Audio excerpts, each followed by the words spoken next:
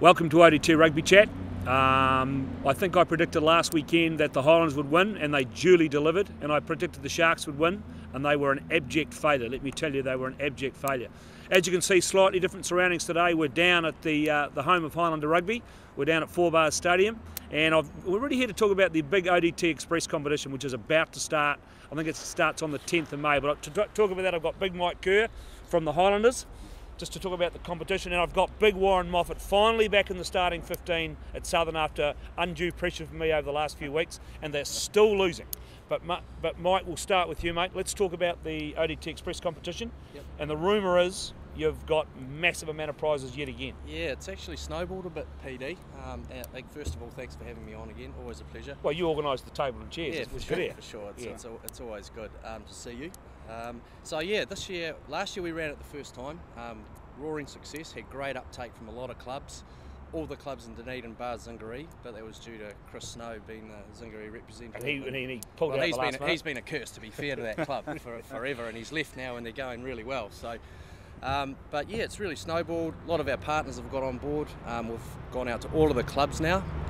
So we've had great uptake from a lot of the clubs in the wider regions. So it's the whole, you're talking about the whole Highlanders region? Every club south of the Waitaki have been invited to put a player into this. And basically, yeah, it's a race that's going to involve not just a guy who can run fast in a straight line, but someone who's got a bit of evasion, a few ball skills, and most of all, a big heart. And he's ticker?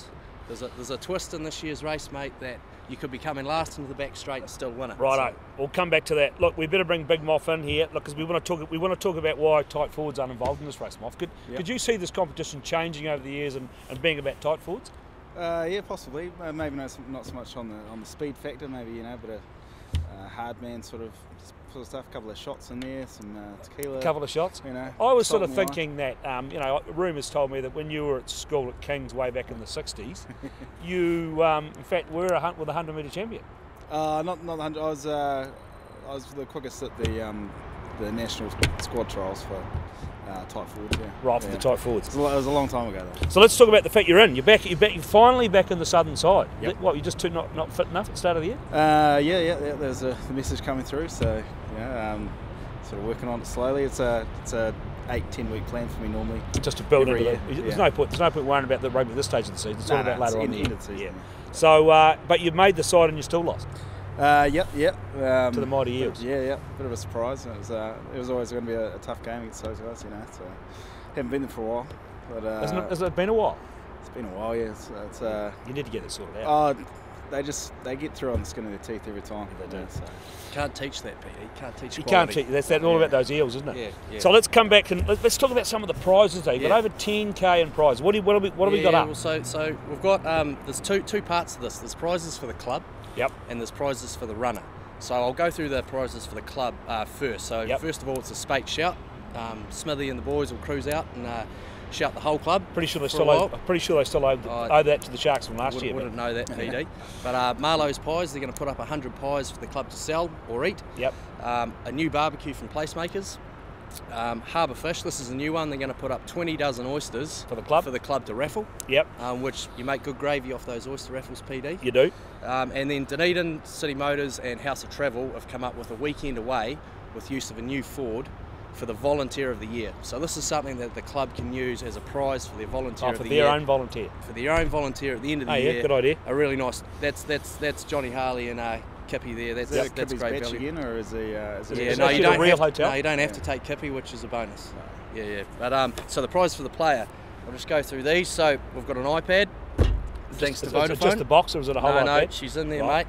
And we've got a new laptop from Computer Troubleshooters. Yep. We have a new bed from Sweet Dreams, which retails at about $4,000. And new one this year is a poker night at the casino.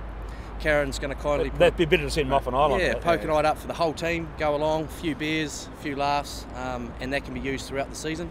And then finally, the Highlanders are going to shout the winning runners' whole team to the Crusaders Highlanders game here on the 24th of June to the VIP in the zoo. So there'll be a few beers in that as well, mate. I don't see there's ever been a VIP here at the zoo Oh yeah, to be yeah. perfectly honest. Good viewing, and you get a couple of bevies. Mate. Now, I That's also hear on the grapevine that you may be looking at trying to get a few of the Prem Colts teams from around town. Have you got that finalised yeah, yet? so we'd like to, as part of the ODT kind of partnership, shout at every Colts team or a Colts team from every club along to the game. So That's I know, a great idea, Moff. Oh, it's not bad. So I know a lot Except for of those clubs. Broncos guys, they're nasty. Yeah, the Broncos. Very nasty. Yeah. Yeah. Oh, I think they got in a bit of shit, didn't they? Well, that would. They've got poor leadership. Well, they're from little badly Jimmy run by Collins. little Did Jimmy. it make the column? Did it make the column? Well, it should have. Everybody else has made the column this year. Max the Axe. He needs. I've heard Southern and Tyree have made the column. I think that was Taking a lot of grief too. Unfounded. Right. Yeah. So Tim Dash tells me.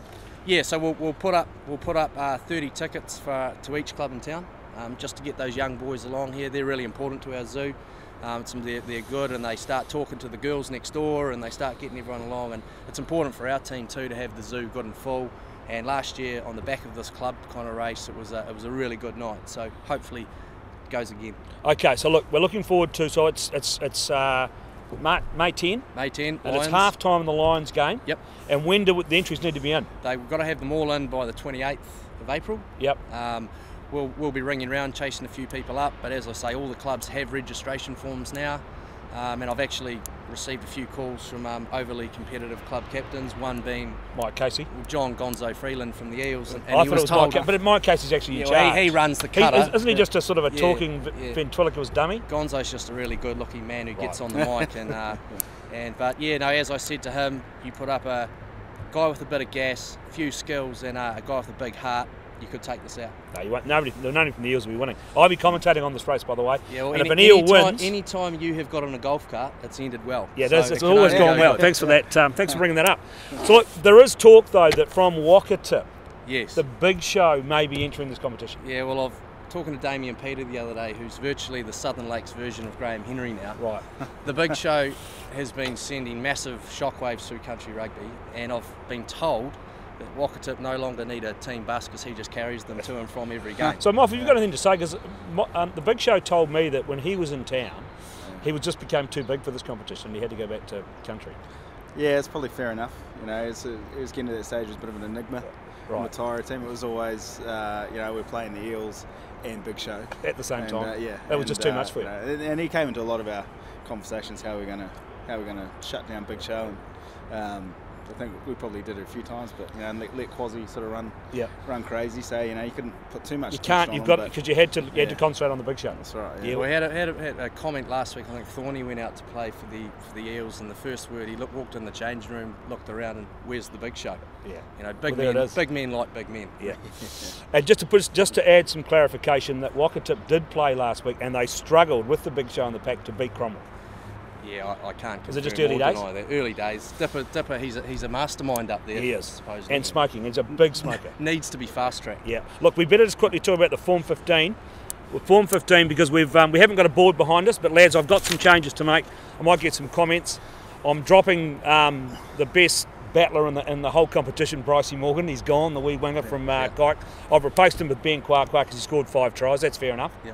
Are you going to start with the fullback and Josh Casey's still in. Yeah, Josh Casey's still in. Michael Collins from Tyree's still in. Tay Walden's out. He's been replaced by Cam Rutherford. Nobody can complain. How's Mike Collins still in? He didn't play. No. Oh, yeah, fair enough. That's why he's still in. Cam Rutherford's in because he played 100 games. That's fair enough. Good boy too. And played well. And beat the Sharks on his own. I heard the Dunedin club broke a land speed record leaving Bishop Court.